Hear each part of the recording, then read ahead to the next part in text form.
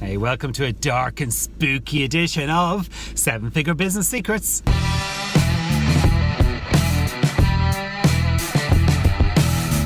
Hey guys, yeah, so hopefully this works. Hopefully you can roughly see me. Just driving home. It's just actually getting a bit dark. It'll probably be pitch black by the time I finish this. But I just got off a call with basically a struggling entrepreneur, and I wanted to share what I shared with her in the hope that actually it'll be of benefit to you, whether right this second, but I guarantee that what she's going through, you've gone through, and you'll probably go through many times again. And I shared with her how I cope with it, and basically she's going through the typical overwhelm. She's accomplished a hell of a lot so far, but she basically went to launch a product, and the product hasn't quite worked the way she's expecting it to, and yeah, she was hoping for like immediate success with it, and it hasn't quite worked out that way, and she was struggling with, well, what do I do next? What happens? And what was interesting, I'll probably tell you the side story on this product in a future podcast, because actually she's this close to it. What she's missing is so small. It's quite amusing actually. But I shared that with her. But what I want to share with you is some of the discussion we had around initially on the start of the call, which was, well, what was actually going on in her head? Why was she struggling? And she started off talking about, okay, this is it. I'm going to have to get myself a job now, and I've reached the end of the road because... And she started telling me about, maybe she's not cut out for this, because she wasn't achieving what she was doing, and she was feeling that because she didn't know the next step, that maybe just this wasn't her calling. And yeah, if you saw what she's done, you'd be amazed. She's brilliant.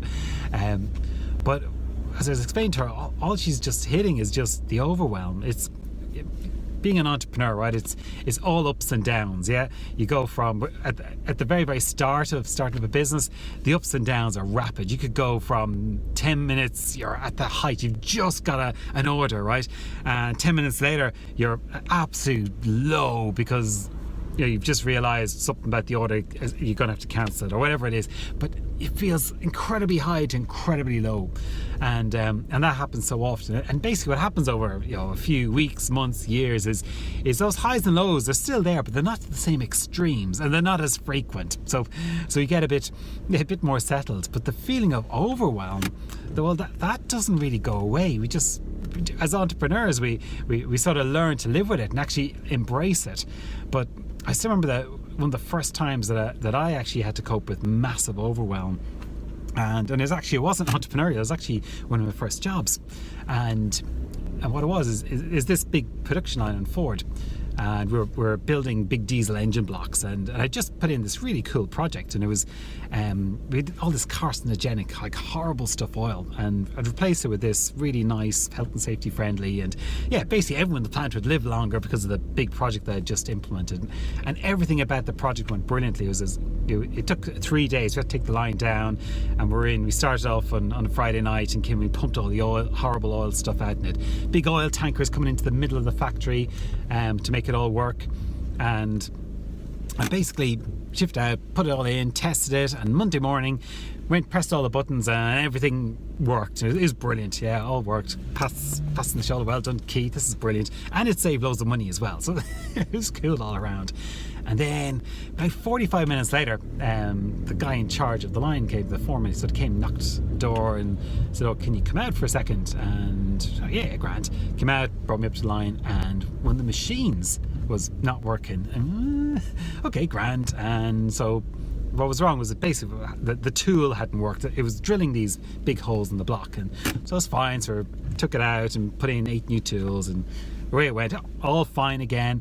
About 10 minutes later, the machine stopped again. I was like, okay. So we changed the tools again, ran again for about another 10 minutes, and stopped again. And these tools, they normally lasted for about 2 days. And it turned out that as a result of the change, the tools were only lasting about 10 minutes. And after the third or fourth tool change, it suddenly dawned on us what this actually meant. It meant that actually if we couldn't get enough tools, if we couldn't change the tools every 10 minutes, we were going to first of all, stop the engine assembly line, and by calculation we had about 2 days to fix this problem before we stopped engine assembly line, and if we stopped the engine assembly line, it was going to cost us about £50,000 an hour. But the big problem was the engine assembly line only had about a day between it and the plant that made the vans, and if we stopped the van plant, that was about 2 million an hour. And we were looking at this problem, and we already knew that we didn't have enough tools to keep this machine going for the next 2 hours, never mind 3 days. So if we didn't fix this problem within 3 days, it was going to be costing us a lot of money. It was going to be costing us our jobs basically, and that was it. That realization when you're sort of walking through and you suddenly go, oh. And so that was fine. I thought, okay, so I got all the brains involved, and the tooling engineer who helped sort of do all this came down and explained the problem and everything, and he looked at it and went, oh well, if you'd, he told me this in front of the production manager. He said, well, if you'd actually involved me properly in this project, I would have told you not to do it because this could happen. Which was a complete lie. But he told me this, and I said, but you were. And he said, no, you told me you're doing something different, and this is in front of the production manager. So basically he left me hanging dry.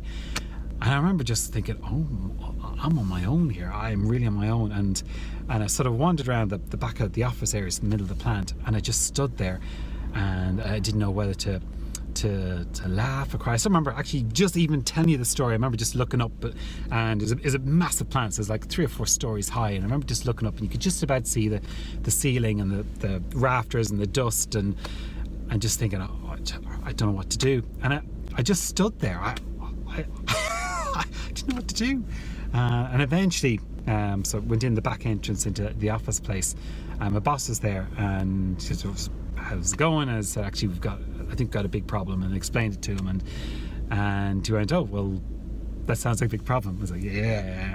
And he said, sorry, I was about to say the guy's name, the tooling engineer, but oops. Yeah, he said, what did that person say? They explained it, and said, well, that's completely untrue. He's like, yeah, I know that. And he's like, really? And so it sounds as if you are on your own here.